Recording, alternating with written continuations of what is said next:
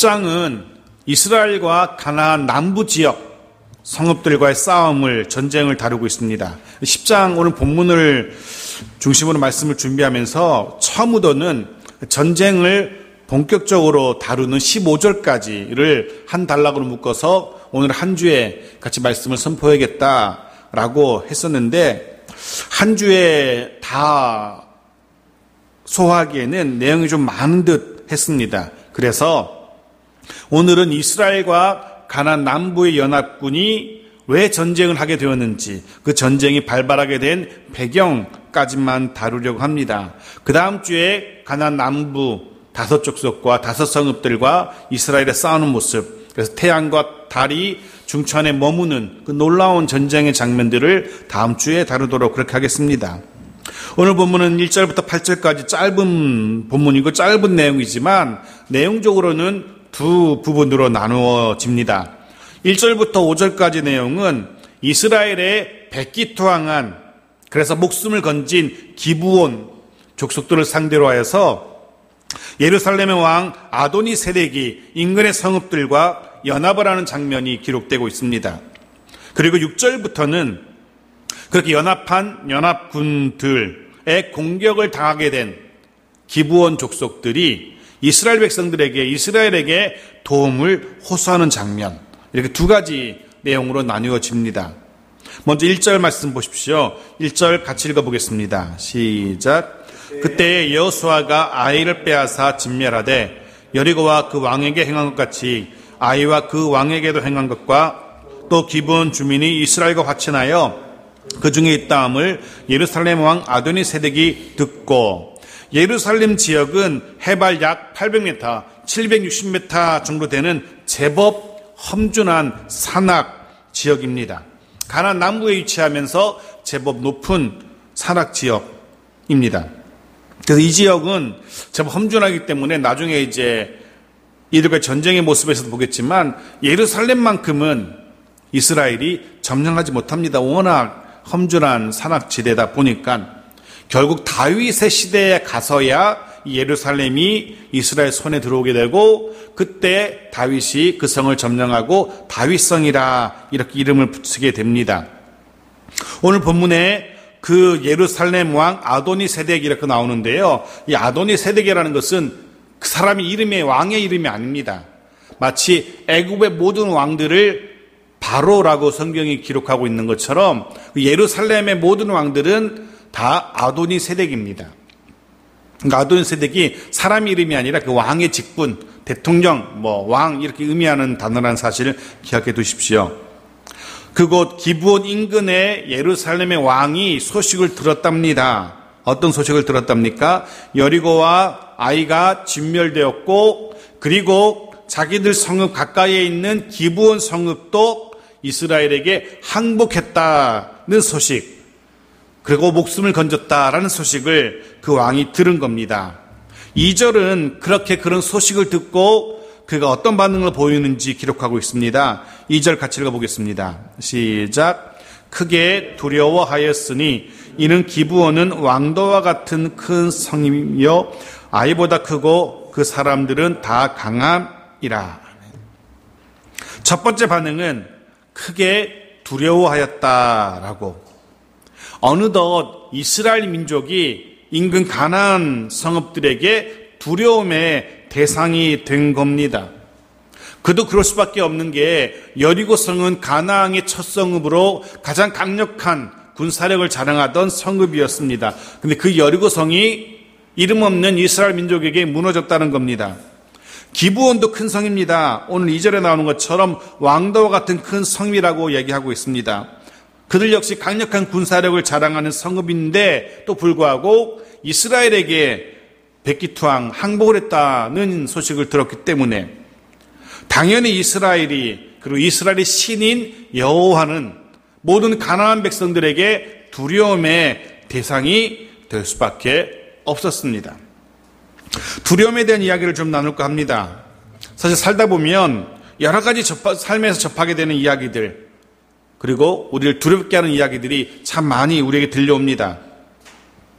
대표적인 이야기가 전쟁에 대한 이야기일 겁니다. 어제도 퇴근하면서 라디오로 YTN 뉴스를 듣고 하는데 전쟁에 대한 이야기가 또 나오더라고요. 뉴스를 요즘은 틀었다 하면 가장 먼저 전쟁에 대한 이야기가 나옵니다. 그 소식이 우리를 때론 두렵게 합니다.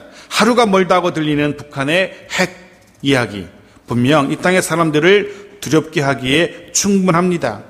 제가 알기라도 어떤 이들은 이미 방 구석구석에 이렇게 방독면이니 혹은 뭐 이렇게 생존에 대한 필요한 키트라는 그런 거 나오죠. 그런 것도 쌓아놓고 쌀도 이만큼 쌓아놓고 하는 분들이 있더라고요. 어떤 청년은 저한테 와서 걱정이 태산이라고 그런 얘기도 하더라고요. 자기 집에 쌀을 이만큼 쌓아놔 쌀벌레들이 막 드글드글 하다고, 전쟁 난다고 쌀을 그렇게 쌓아놓고 있다고. 전쟁에 대한 이야기는 분명히 두려운 이야기임에 분명합니다. 그 외에도 살다 보면 여러 가지 두려운 일들을 만나게 됩니다. 뉴스에서 나오는, 길을 가다가 아무도 모르는데 일면식도 없는데 흔히 말하는 묻지마 폭행, 묻지마 살인, 그 대상이 제가 될 수도 있다는 사실 때문에 역시 길 갈 때도 두렵습니다. 저는 운전할 때 항상 1차선을 가는 게 버릇이 되어 있는데 고속도로 갈 때는 2차선 가고, 요즘은 가능하면 그쪽으로 안 갑니다. 혹시 이렇게 뒤에서 큰 버스가 들이받을까 봐. 그런 뉴스 많기 때문에. 그래서 요즘은 2차로로 습관대로 2차로로 다니다가도 이러면 안 되지 하고 다시 3차선 오기도 합니다. 혹시 모르는 두려움 때문에. 그 외에도 끊임없는 질병에 대한 두려움들이 역시 우리 귀에 들려오고 우리 마음에 떠오르고 합니다. 그런 두려움에 대한 느낌들은 우리를 분명 불편하게 만듭니다. 주님이 말씀하신 난리와 난리의 소문들이 우리의 귀에서 떠나지를 않습니다. 우리 마음을 두렵게 합니다. 때론 그 두려움이 우리 삶에 구체적인 영향력까지 행사하기도 합니다. 하지만 정말로 우리가 두려워해야 할 것은 그런 세상의 이야기들, 세상의 소리들이 아닐 겁니다. 정말로 우리가 두려워해야 할 대상은 하나님이라고 성경은 우리에게 이야기합니다. 성경은 그렇게 하나님을 두려워하라라고 말씀하며 그것을 경외라고, 하나님을 경외라고 표현하고 있습니다. 실제로 성경에 등장하는 수많은 하나님의 사람들의 공통점 중에 하나는 하나님을 두려워할 줄 알았다는 겁니다. 하나님을 두려워할 줄 알았던 사람들입니다. 대표적으로 베드로 같은 사람들은 주님을 만나고 주님 나를 떠나십시오. 저는 죄인입니다. 라고 그 앞에서 두려움을 표하기도 합니다. 수많은 성경의 위인들은 그렇게 하나님 앞에서 두려움을 느꼈던 사람들입니다. 그래서 토마스 왓슨이라는 목사님은 그의 책 제목을 아예 거룩한 두려움이라고 쓰면서 그것을 거룩한 두려움이라고 부르고 있습니다. 거룩한 두려움. 근데 그거 아십니까? 우리가 그렇게 하나님을 향하여서, 하나님의 공동체가 하나님을 향하여서 그런 거룩한 두려움을 가지게 될 때, 놀랍게도 세상이 그런 우리 공동체를 두려워하게 된다는 겁니다.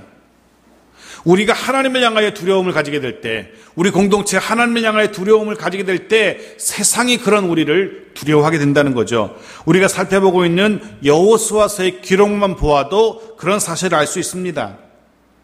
가나안에 들어온 이스라엘 백성들이 하나님을 두려워했을 때, 그래서 그 말씀대로 그 뜻대로 살았을 때에는 인근의 가나안 민족들이 이스라엘을 두려워합니다. 하지만 그들이 이스라엘 민족이 하나님을 두려워하지 않고 자기 멋대로 살았을 때에는 오히려 가나안 민족들이 이스라엘을 두려워하지 않는 것을 보게 되어집니다. 오히려 웃음거리로 전락하는 것을 우리는 성경의 역사를 통해서 발견하게 되어집니다. 하나님을 두려워하게 될 때 세상은 우리를 두려워하게 됩니다. 반대로 우리가 하나님을 두려워하지 않으면 세상도 우리를 두려워하지 않게 되는 겁니다. 같은 원리가 오늘 우리의 삶에 고스란히 적용됩니다. 오늘 우리의 공동체, 하나님의 공동체인 교회도 세상의 두려움의 대상이 되어야 정상입니다. 하나님의 공동체인 우리들 한 사람 한 사람이 세상의 두려움이 되어야만, 그래서 세상에 함부로 수 없는 존재들이 되어야만 정상입니다. 지금은 비정상적인 시대죠. 세상이 교회를 두려워하지 않습니다. 세상이 하나님의 백성들을 두려워하지 않습니다. 오히려 조롱하며 비난하죠. 어느 틈엔가 그렇게 시대가 바뀌었습니다. 적어도 제가 초등학교 다닐 때만 하더라도 그 교회가 그렇게 조롱과 비난의 대상은 아니었던 것 같아요. 심지어는 교회 나가는 것을 반대하시는 분들조차도 실제로 자신이 무슨 일을 할 때에는 그리스도인, 교회 다니는 사람들을 선호하곤 했던 것이 사실입니다. 지금은 더 이상 교회가 세상 앞에 두려운 존재가 아닙니다. 바라기는 히브리서 11장이 기록하듯이 세상이 감당할 수 없는 그런 교회와 성도들이 되어야만 합니다. 그러하기 위해서는 먼저 우리가 하나님 앞에 하나님을 두려워할 줄 알아야 됩니다. 그리고 그 두려우신 하나님의 능력이 우리 삶에서 선명하게 드러나야만 합니다. 인간의 상식을, 세상의 상식을 뛰어넘는 하나님의 일하심이 우리와 우리 공동체 속에서 드러나야만 됩니다. 경험되어야만 합니다. 그렇게 하나님이라는 존재를 보여줄 수 있을 때, 그 두려우신 하나님을 보여줄 수 있을 때 우리도 세상에서 두려운 존재들이 될 수 있게 될 겁니다. 그러하기 위해서 말씀드린 것처럼 우리의 삶의 현장 속에서 그 두려우신 하나님이 어떻게 우리 삶에 함께 하시는지 보여줄 수 있어야 됩니다. 세상 사람들처럼 똑같이 살아서는 절대 하나님을, 두려우신 하나님을 보여줄 수 없고요. 세상 사람들과 똑같이 반응해서는, 똑같이 낙심하고 똑같이 분노하고 똑같이 포기한다면 절대로 하나님의 능력을, 그의 두려우심을 세상 앞에 보여줄 수 없습니다. 바라기는 하나님의 함께 하심을 보여줄 수 있는, 그래서 세상이 우리를 함부로 할 수 없는 그걸로 우리 모두와 교회가 되어지기를 간절히 소원합니다. 예루살렘 왕 아도니세덱이 그런 이야기를 듣고 두려움을 느낍니다. 하나님에 대하여, 또 하나님의 백성 이스라엘에 대하여 두려움을 느낍니다. 그 대책을 세웁니다. 어떤 대책을 세웁니까? 인근의 다른 성읍들의 사람을 보내어서 도움을 구합니다. 그들과 연합하여서 기브온을 공격하려 하죠. 4절 말씀 보십시오. 같이 읽겠습니다. 시작. 내게로 올라와 나를 도우라. 우리가 기브온을 치자. 이는 기브온이 여호수아와 이스라엘 자손과 더불어 화친하였음이니라. 아멘. 신기하게 이스라엘이 아니라 먼저 기브온을 공격하려고 합니다. 따지고 보면 기브온은 자신들과 같은 가나안 족속들입니다. 그런데 이방 민족 이스라엘이 아니라 자기와 같은 동족인 기브온을 먼저 응징하려고 합니다. 이스라엘에게 항복한 기브온을 응징함으로써 더 나아가서 또 다른 가나안 족속이 이스라엘에게 항복하는, 그리고 이탈 세력이 생기지 않도록 방지하는 차원에서 먼저 기브온을 응징하고 있는 겁니다. 또 한 가지는 그렇게 기브온을 점령하면 길갈에 위치하고 있는 이스라엘을 공격하기 한결 수월하기 때문에 그렇습니다. 자칫 이스라엘을 먼저 공격하다가 뒤에 있는 기브온에게 역습을 당할 수도 있기 때문에 먼저 전략적으로 기브온을 치고 나서 그 다음에 이스라엘을 치고자 하는, 나름 지혜로운 선택, 지혜로운 판단처럼 보입니다. 이탈 세력도 방지하고 이스라엘을 공격할 수 있는 좋은 위치도 선점하고, 말 그대로 일석이조의 효과가 있을 것 같은 제법 지혜로워 보이는 예루살렘 왕의 작전인 것 같습니다. 때로 보면 세상의 지혜도 제법 지혜로운데 그렇게 생각될 때가 있습니다. 세상의 이야기가 들어보면 그럴듯 제법 맞는 이야기인 것처럼 들릴 때가 있습니다. 혹해가지고 거기 넘어가게 되죠. 듣고 보니 정말 그런 것 같은데 덥석 세상이 내미는 손을 잡곤 합니다. 근데 속지 마십시오. 세상이 우리에게 내미는 그 손, 그 속에는 절대 생명이 없습니다. 그 안에는 하나님이 없습니다. 지혜로워 보이지만 실제로 그것이 지혜로운 선택이 아닌 겁니다. 이 에덴 동산에서의 사단의 유혹 생각해 보십시오. 얼마나 그럴듯해 보입니까? 그 다음 수요 예배 때 다루게 될 텐데요. 이 사단의 유혹 참 그럴듯해 보입니다. 오죽 그럴듯해 보였으면 하나님의 형상을 따라 하나님의 모양으로 지음받은 사람이 그 사단의 유혹에 넘어갔겠습니까? 아담과 하와는 최초의 하나님 형상을 따라 지음받은 지혜로운 자들입니다. 그럼에도 불구하고 사단의 유혹에 넘어갔다는 것은 제법 그럴듯했다는 이야기입니다. 하지만 속아서는 안 됩니다. 말씀드린 것처럼 그럴듯해 보일지라도 그 속에는 하나님이 없기 때문에 하나님이 없는 지혜는 결국 망할 수밖에 없습니다. 가나안 남부 연합군의 선택 참 그럴듯해 보였지만 기브온을 응징하고자 인근의 진을 치지만 결국 어떻게 됩니까? 결국 그 결과는 죽음이라는 사실을 우리가 발견하게 되어집니다. 기억하십시오. 세상이 내미는, 우리에게 내미는 그럴듯해 보이는 유혹들, 아무리 그럴듯해 보일지라도 거기에 속아 넘어가시면 안 됩니다. 그 세상의 지혜에는 하나님이 없습니다. 생명이 없습니다. 5절 말씀 계속 읽겠습니다. 5절 같이 읽죠. 시작. 아모리 족속의 다섯 왕들 곧 예루살렘 왕과 헤브론 왕과 야르뭇 왕과 라기스 왕과 에글론 왕이 함께 모여 자기들의 모든 군대를 거느리고 올라와 기브온에 대진하고 싸우니라. 그들이 자기들의 모든 군대를 다 거느리고 올라왔습니다. 비록 기브온도 큰 성임에 분명합니다. 기브온도 강력한 군사력을 가지고 있는 게 맞습니다. 하지만 상대는 5 성읍의 모든 군대입니다. 1대 5의 싸움입니다. 절대 열세, 패배가 분명해 보이는 싸움이 시작된 겁니다. 기브온으로서는 또 다른 선택을 해야 됩니다. 마치 예루살렘 민족을 만났을 때처럼 이 가나안 남부 5개의 연합군을 상대로 해서 또 다른 선택을 해야 됩니다. 어떻게 해야 되지? 항복할 것인가? 싸울 것인가? 근데 기브온은 나름 참 지혜롭습니다. 이스라엘과 화친의 조약을 맺을 때도 그랬던 것처럼 그 5의 왕들을 대진하여서 그들과 싸울 것인가 항복할 것인가가 아니라 이스라엘을 기억해냅니다. 자신들과 화친을 맺은 이스라엘을 기억해내고 그에게 도움의 손길을 내밉니다. 6절 말씀 보십시오. 이것이 기본의 선택입니다. 같이 읽죠. 시작. 기본 사람들이 길갈 진영에 사람을 보내어 여호수아에게 전하되 당신의 종들 돕기를 더디게 하지 마시고 속히 우리에게 올라와 우리를 구하소서.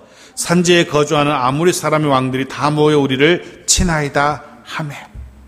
그 위급한 상황에서 산지에 거주하는 아무리 사람들이 다 모여 우리를 치려고 모였습니다. 그 위급한 상황에서 기본 사람들은 길갈에 있는 자신들과 화친을 맺은 이스라엘에게 사람을 보내어 도움을 호소하고 있습니다. 빨리 와서 도와달라고, 빨리 와서 구해달라고. 기본 사람들에게는요, 이스라엘이라면 자신들을 도울 수 있을 거라는 믿음이 있었던 것 같습니다. 적어도 이스라엘의 신 여호와가 어떤 신인지는 잘 모르지만 아직까지 인격적으로 여호와를 만나지는 못했지만 그 신이 여리고의 신도 이겼고 아이의 신도 이겼고 모든 가나안의 신보다 더 크고 놀라운 힘있는 신이라는 막연한 기대감이 있었던 것 같습니다. 당연히 가나안 남부의 5 성읍의 연합군도 반드시 이길 수 있다라는 믿음이 있었던 것 같습니다. 그런 믿음이 있었기에 가나안 연합군에게 항복하지 않고 이스라엘에게 도움을 호소하고 있습니다. 아주 제대로 된 선택이었고 제대로 된 도움 호소였던 것을 우리는 알게 되어집니다. 만일에 기브온이 이스라엘에게 도움을 호소하지 않았다면 그들은 정말로 말 그대로 동족 가나안 족속에 의해서 진멸되었을 겁니다. 이스라엘은 기브온을 도울만 했고 도울 수 있었고 도와야만 했던 그런 민족이었던 겁니다. 지난 화요일 날 새벽 본문이었던 갈라디아 4장 6절은 이렇게 기록하고 있죠. 같이 읽어볼까요? 시작. 너희가 아들임으로 하나님이 그 아들의 영을 우리 마음 가운데 보내사 아빠 아버지라 부르게 하셨느니라. 기브온을 도울 수 있는 이스라엘이 있었던 것처럼 저와 여러분에게는 우리를 도우실 수 있는 아버지, 아빠 하나님이 계신다는 사실을 잊지 마십시오. 감히 아빠 아버지라고 부를 수 있는 그분이 여전히 나와 함께 하시는 사실을 잊지 마십시오. 예레미야 29장에서는 이렇게 표현합니다. 같이 읽어보겠습니다. 너희가 내게 부르짖으며 내게 와서 기도하면 내가 너희들의 기도를 들을 것이요 너희가 온 마음으로 나를 구하면 나를 찾을 것이요 나를 만나리라. 아멘. 우리는 절대 고아처럼 이 땅에 버려진 존재가 아니라는 사실을 꼭 기억하십시오. 우리에게는 아빠 되시는 하나님이 계시며 그분은 찾는 자에게, 구하는 자에게, 호소하는 자에게 만나시고 찾아오시고 도우시는 아버지 하나님이라는 사실을 성경은 우리에게 이야기합니다. 능히 우리를 도우실 수 있는 분이십니다. 그 하나님께 도움을 호소하면 됩니다. 혼자 어떡하지 전전긍긍하면서 끙끙거리며 힘들어할 필요 없습니다. 하나님 앞에 나아가 하나님을 만나고 그 하나님께 도와달라고 외치면 되는 겁니다. 우리에게는 우리를 도우실 수 있는 아빠 하나님이 계십니다. 모르겠으나 이 땅에 육신의 아빠는 돕는 데 한계가 있습니다. 하지만 영의 아빠, 우리 하나님 아빠는 우리를 무한대로 도우실 수 있는 분이십니다. 도와달라고 요청하면 됩니다. 구해달라고 소리치면 됩니다. 그리고 한 발자국 더 나가서 바라기는 그런 도움을 우리에게 호소하는 또 다른 누군가가 있다면 우리 이웃들이 우리에게 그런 도움을 도와달라고 구해달라고 호소한다면 도울 수 있는 그들의 호소를 외면치 않는 그런 우리 모두가 되어지길 바랍니다. 주변을 한번 둘러보십시오. 우리 주변에 있는 사람들 한번 생각해 보십시오. 여전히 죄의 어둠 속에 사망의 그늘에 앉아서 그 안에 앉아서 신음하고 있는 이들이 있습니다. 여전히 빛을 찾지 못하고 헤매는 이들이 있습니다. 여전히 세상에 소망을 찾지 못하고 방황하고 있는 이들이 있습니다. 그들의 간절한 눈빛, 그들의 호소하는 그 손길 외면치 말아야 될 겁니다. 할 수 있는 한 도울 수 있는 성도들이 되어야 되고 또는 교회가 되어야 될 겁니다. 자, 이제 공이 이스라엘로 넘어왔습니다. 기브온이 이스라엘에게 도와달라고 공을 던졌습니다. 이스라엘로서도 고민이 되었을 겁니다. 도와야 할 것인지 말아야 할 것인지. 좀 야비하게 생각하면 만일에 이스라엘 민족의 지도자들이 조그만 인간적인 생각을 했더라면 잘 됐다. 그냥 내버려 두자. 속아서 화치를 맺어서 빼앗을 수 없는 성읍이 되었는데 우리가 차지할 수 없는 성읍이 되었는데 그냥 내버려 두자. 가나안 족속에 의해서 무너지도록. 그리고 그때 우리가 점령하면 그 땅 우리가 차지할 수 있잖아. 이런 조금은 인간적이고 야비한 생각 할 수도 있지 않습니까? 실제로 많은 이스라엘 백성들이 속아서 맺게 된 화친 때문에 얼마나 지도자들을 원망했었습니까? 흔히 하는 말로 내 손 안 대고 적을 처단할 수 있는, 내 손에 피 안 묻히고 원수를 갚을 수 있는 좋은 기회가 온 겁니다. 모른 척 해버리면 가나안의 5족속이 기브온을 점령할 것이고 그때 가서 그들과 싸우면 되는 겁니다. 그럼 일거양득이 될 수도 있을 것 같은데. 그런데 기브온이 지금 손을 내밉니다. 도와달라고. 어떻게 해야 될까? 속아서 화침 맺은 것도 억울한데 이제는 그들을 위해서 피까지 흘려야 하다니 라는 생각이 들 수 있을 것 같습니다. 사실 가나안 남부의 연합군과 싸우게 된 이스라엘입니다. 만일에 기브온이 없었더라면, 기브온이 그런 거짓말로 사기로 이스라엘과 화치를 맺지 않았더라면 여기 연합군과 싸울 일도 없었을 겁니다. 이전처럼 여리고 무너뜨리고 아이 무너뜨리고 이런 식으로 한 성읍 한 성읍과 싸우면 되는 겁니다. 근데 기브온이라는 이 민족이 거짓으로 화치를 맺는 바람에 지금 가나안 남부가 연합을 하게 된 겁니다. 이스라엘로서도 억울한 일이고 참 부담스러운 일입니다. 1대1로 싸워도 이길까 말까인데 1대5로 싸워야 되는 전쟁이 앞에 놓여 있는 겁니다. 기브온이란 족속 때문에. 근데 그 족속 때문에 피까지 흘려야 돼 라는 생각이 당연히 들 수 있죠. 지도자인 여호수아로서도 참 난감했을 겁니다. 저라면 참 난감했을 것 같아요. 도와주러 가서 우리가 피를 흘려야 돼? 라는 생각 들 수 있을 것 같습니다. 그런데 이미 여호수아가 백성들 앞에 선포했죠. 이 조약은 유효하다고 이미 선포했습니다. 그래서 그 조약에 근거해서 여호수아가 이렇게 합니다. 7절 말씀입니다. 같이 읽죠. 시작. 여호수아가 모든 군사와 용사와 더불어 길갈에서 올라가니라. 결국 기브온을 돕기 위해 전쟁에 참여합니다. 그런데 7절에 좀 흥미로운 단어가 사용되고 있습니다. 모든 군사와 용사. 여기 뛰어난 용사는 제법 전쟁에 이골이 난, 그래서 전쟁에 좀 능한 이들을 말합니다. 아마도 장군 이상의 사람들을 말할 겁니다. 칼을 제법 쓸 수 있는 그런 용사들을 말합니다. 그 앞에 있는 모든 군사는 뭘까? 모든 군사나 용사나 비슷해 보일 것 같은데 우리말에는 비슷한데요. 히브리 원문에 보면 전혀 차이가 다릅니다. 완전 다릅니다. 앞에 모든 군사는요. 원어적으로는 그렇게 돼 있어요. 그 전쟁의 백성 이렇게 돼 있습니다. 여호수아가 그 전쟁의 백성과 그리고 용사와 더불어 이렇게 되어 있습니다. 즉 성경은요. 모든 백성들 여호수아가 모든 백성들을 데리고 갔고 그 앞에 전쟁에 능한 용사들도 데리고 갔음을 이야기하고 있는 거예요. 즉 이 본문은요. 이스라엘의 모든 백성들을 가나안 정복 전쟁을 위한 백성이라고 이렇게 표현하고 있는 겁니다. 그 전쟁의 백성. 이 차이가 느껴지시는지요?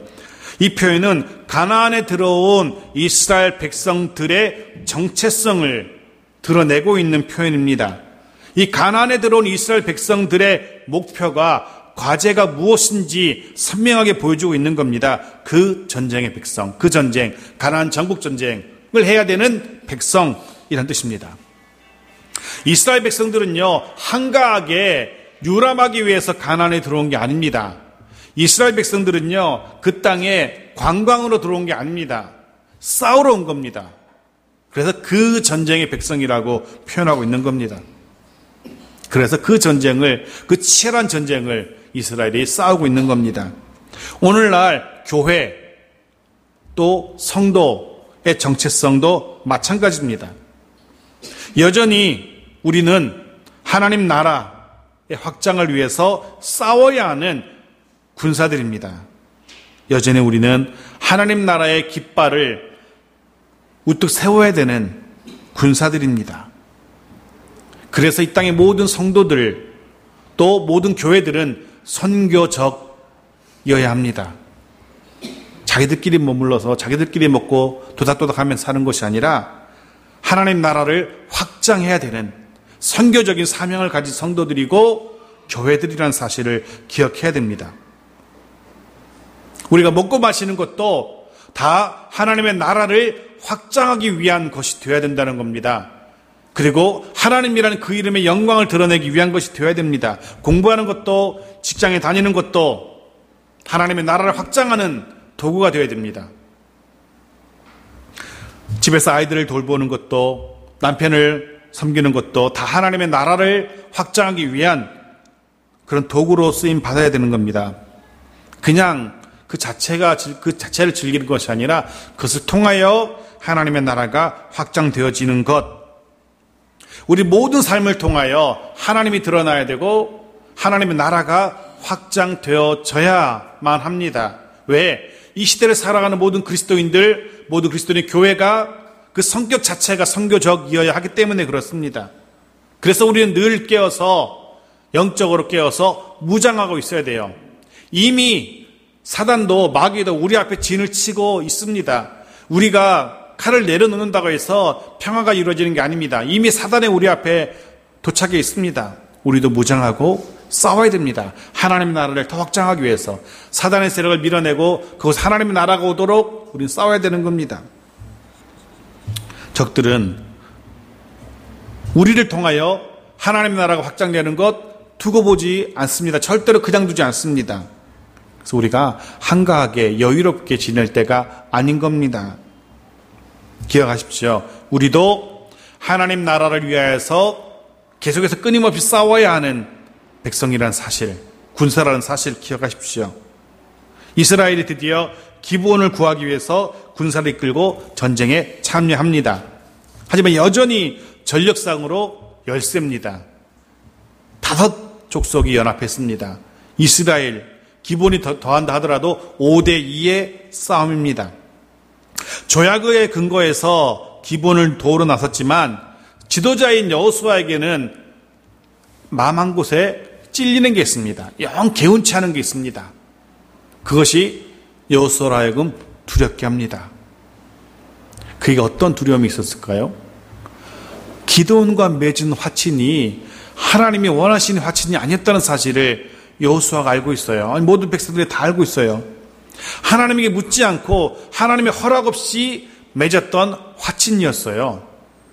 만에 하나 하나님이 그 화친 자체를 탐탁지 않게 여겨서 기브온을 돕는 이스라엘을 하나님이 돕지 아니하신다면 어쩌나라는 그 마음이 여호수아에게 있었던 겁니다. 이미 여호수아는 아이성 전투에서 그런 경험이 있었거든요. 하나님이 함께하지 않으면 도저히 이길 수 없다는 사실을 이미 여호수아가 경험했습니다. 온 민족이 경험했습니다. 그런데 기브온과 맺은 언약은 하나님께 묻지 않은 독단적인 자기들의 판단이었고 선택이었습니다. 하나님이 그 판단 싫어하셔가지고 기브온을 위한 이 싸움에 함께 하시지 않으면 어쩌냐라는 그런 마음의 두려움이 여호수아를 짓누르고 있었습니다. 하나님은 여호수아의 그 두려움을 아셨습니다. 8절 보십시오. 8절 같이 읽죠. 시작. 그때 여호와께서 여호수아에게 이르시되 그들을 두려워하지 말라. 내가 그들을 내 손에 넘겨주었으니 그들 중에서 한 사람도 너를 당할 자 없으리라 하신지라. 여호수아의 마음을 하나님은 꿰뚫고 계셨습니다. 이 8절 말씀만 나누고 오늘 말씀을 정리하도록 하겠습니다.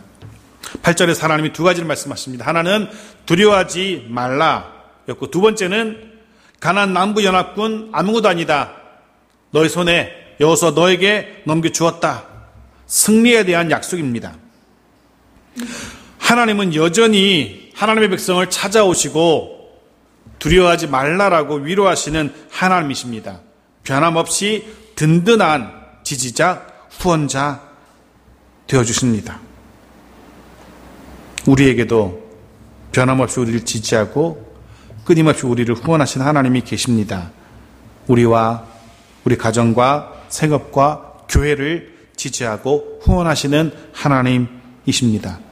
그 하나님으로 인하여 위로받으시고 다시금 소망을 품을 수 있기 바랍니다. 또 한 가지, 하나님은요, 말씀드린 것처럼 여호수아와 지도자들의 잘못된 판단에 대해서 책임을 묻지 않으셨습니다. 이스라엘 민족의 그 잘못된 판단에, 잘못된 선택에 대해서 꾸중하지 않으신 겁니다. 물론 그들이 잘못 판단했고 잘못 선택한 거 맞아요. 그럼에도 불구하고 하나님은 이스라엘에게 승리를 약속하고 계신 겁니다. 그럼에도 불구하고. 이게 중요합니다. 이스라엘은 여전히 불완전하고 여전히 섣부르고 여전히 좌충우돌하고 여전히 실수하는 민족이지만 그럼에도 불구하고 하나님은 그들을 지지하십니다. 후원하십니다. 승리를 약속하십니다. 우리도 마찬가지라는 생각을 합니다. 우리는 더 자주 실패합니다. 여전히 제대로, 말씀대로, 하나님의 기대대로 살지 못합니다. 예배 출석도 들쭉날쭉하지 않습니까? 그리고 고작 한 30분 정도의 선포되는 말씀의 시간이지만 실제로 우리가 집중하는 시간은 보면 5분 남짓일까 될까? 그럴 수도 있습니다. 그런데 성경은 말합니다. 그럼에도 불구하고 하나님은 그런 우리와 함께 하십니다. 그럼에도 불구하고 하나님은 우리를 승리케 하십니다. 말씀을 정리합니다. 성경은 오늘 우리에게, 저와 여러분에게 우리는 아직도 전쟁에 남아있는 전쟁의 백성이라 라고 성경은 우리에게 이야기합니다. 여전히 하나님 나라를 위하여 싸워야 되는 군사들이라 이야기합니다. 때로는 이 영적인 전쟁이 우리를 피곤하게 할 수 있습니다. 우리로 하여금 지치게 할 수 있습니다. 때로는 벅차고 힘에 겨울 때도 있을 겁니다. 하지만 기억하십시오. 기브온에게 도와달라고 구해달라고 호소할 이스라엘이 있었던 것처럼 우리 모두에게는 아빠 하나님이 계십니다. 그 하나님께 기도하십시오. 그 하나님께 매달리십시오. 도와달라고 구해달라고. 응답하시는, 승리를 약속하시는 그 하나님을 의지하여서 다시금 힘차게 하나님의 나라를 위하여 일어나 싸우는 우리 삶의 구체적인 그 현장 속에서 하나님의 나라를 한 번 더 확장시키는 그런 저와 여러분 모두가 되어지기를 주의 이름으로 축원합니다. 아멘.